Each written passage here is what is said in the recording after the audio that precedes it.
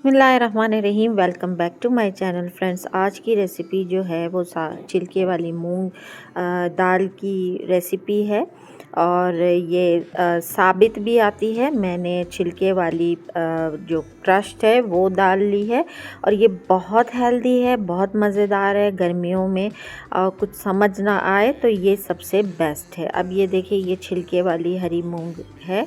पीली मूंग ही होती है, ये छिलके वाली होती है। अब इसको मैंने सोख करके 4 से 5 घंटे रखा था।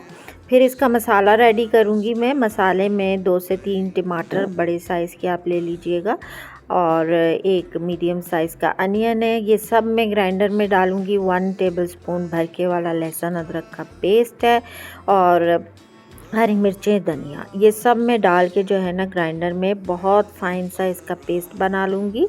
और फिर फर्दर आपको बताऊंगी कि मैंने क्या किया है। दाल जो है ना, मैंने ये 2 से 3 ग्रीन चिलीज़ है और हैंडफुल ऑफ कोरिएंडर है और ये 1 टेबलस्पून भर के वाला लहसुन अदरक का पेस्ट है।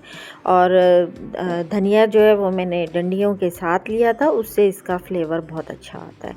और दाल अक्सर मैं ये करती हूँ कि सारे मसालों को मैं ग्राइंड कर देती हूँ, क्योंकि हमारे घर में बच्चे हैं तो वो जो अनियन और टमाटर नज़र आते हैं तो आपको पता है कि वो फिर नाक मुंह बनाते हैं। और ये देखिए, दाल मेरी सोक की भी बहुत अच्छे तरीके से मैंने सोक किया था इसको काफ़ी देर तक, तकरीबन 3 से 4 घंटे।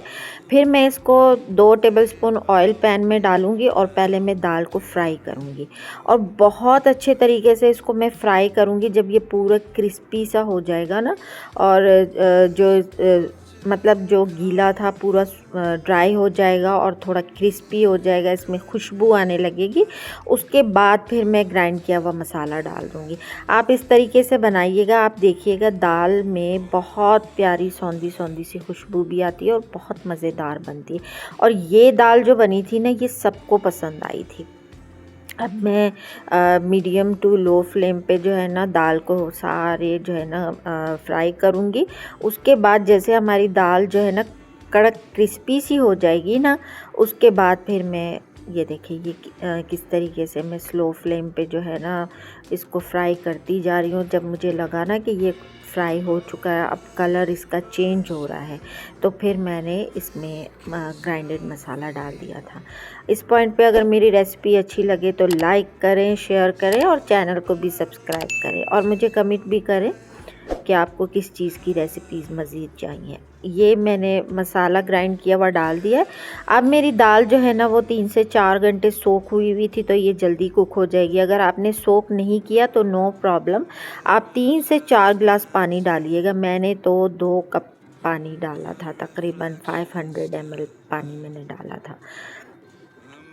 अब पानी डाल के मैं इसमें ड्राई मसाले में ज़्यादा नहीं डालूँगी, क्योंकि हरी मिर्चें ऑलरेडी मैं पीस के डाल चुकी हूँ।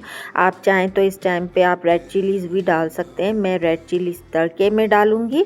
इसमें मैं 1 टीस्पून नमक डालूँगी, 1 टीस्पून हल्दी और 1 टीस्पून जो है ना साबित ज़ीरा डालूँगी। नमक जो है ना मैंने 1 टीस्पून से ज़्यादा डाला था। नमक आप अपने टेस्ट के अकॉर्डिंग डालिएगा। बहुत ज़्यादा अगर आपको नमक पसंद है तो आप 2 टीस्पून डाल दें। मैंने 1.5 टीस्पून डाला था। मैंने 2 कप पानी डाला और मैं इसे पकने के लिए छोड़ दूंगी और ये जल्दी पक जाएगा, क्योंकि दाल सोख हुई है। अब ये देखिए हमारी दाल कुक हो चुकी थी, तो मैं आपको दिखा रही हूँ। फिर मैं इसके तड़के की प्रिपरेशन करूँगी। चूँकि मैंने दाल को फ्राई करते वक्त 2 टेबलस्पून ही ऑयल डाला था, अब मैं जितना मुझे ऑयल चाहिए ना वो मैं तड़के में डालूँगी, ठीक है। और ये दाल बहुत मज़ेदार बनती है। पीली दाल से ज़्यादा टेस्टी ये हरी मूंग वाली दाल बनती है, आप ट्राई कीजिएगा। अब इसमें मैं 3 टेबलस्पून बड़े वाले भर के ऑयल डालूँगी। इसमें मेरे पास एक छोटे साइज़ का अनियन था, बिल्कुल छोटा, और अदरक तकरीबन 2 इंच का टुकड़ा था, अदरक का 1.5 इंच का जितना टुकड़ा था अदरक का। इन दोनों को मैंने हाथ से ही चॉप किया है। इसके तड़के में आप अदरक डालिएगा। आप देखिएगा इसका टेस्ट कितना ज़बरदस्त हो जाता है, इतना मज़ेदार बन जाता है। अदरक और प्याज और रेड चिलीज़ साबित और Kashmiri red chili powder colour के लिए, वो मैं अब डालूँगी। डाल के मैं दाल को तड़का दे दूँगी। That's it. हमारी मज़ेदार सी गर्मियों के लिए, कुछ समझ ना आए, बहुत ज़्यादा गर्मियाँ हैं, चूँकि हम बहुत हैवी खाना नहीं खा सकते हैं, तो ये दाल चावल दी बेस्ट है। अब ये देखिए मैंने तड़का दे दिया। मैंने गाढ़ी दाल बनाई थी, आप चाहें तो आप थोड़ा पानी डाल दें। और ग्रीन दाल जो है ना, वो अमूमन थोड़ी गाढ़ी ज़्यादा अच्छी लगती है। बहुत मज़ेदार, बहुत टेस्टी अदरक और धनिए के साथ मैंने गार्निश किया। खुदा करे आपकी रेसिपी भी इतनी ही मज़ेदार बने जितनी मेरी रेसिपी बनी है। तो मुझे एक कमेंट ज़रूर कीजिएगा। तो अब इजाज़त चाहती हूँ। ओके जी, बाय बाय।